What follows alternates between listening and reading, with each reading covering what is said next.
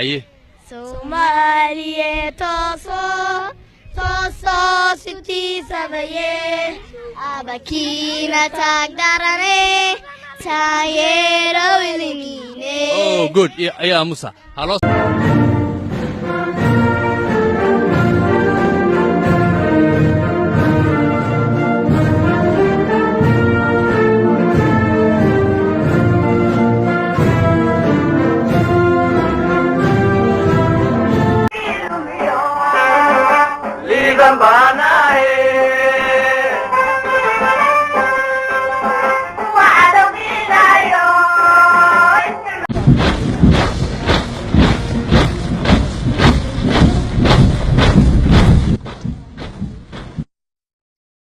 si walba oo ay u awood badan yihiin si walba oo ay u qalabaysan yihiin haddaadan adigu la shaqayn waxay qaban karaan ma lahan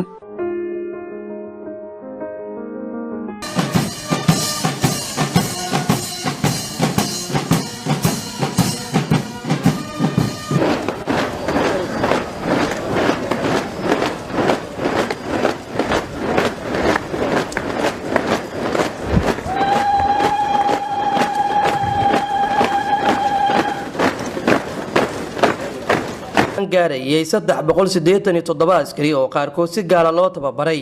ayaa dowlatus ciidan ku sameeyay barxadda xerada General Gordon ee magaalada Muqdisho.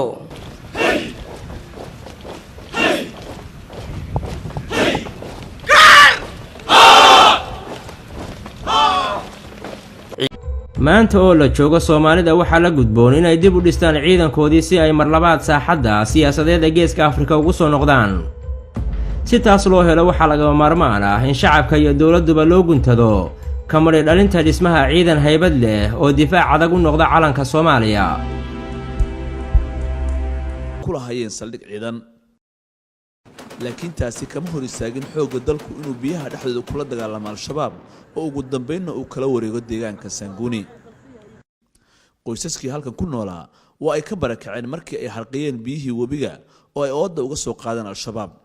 waxayna barakacayaal ku yihiin tulooyin kale ay ku yaala gobolka sidoo kale dadkii ku noolaa deegaankan badankood waa isaga bixeen halkan waayo inta dagaalku uu socday al-shabaab waxa ay jareen dhammaanba isgaarsiintii halkan ka shaqayn jirtay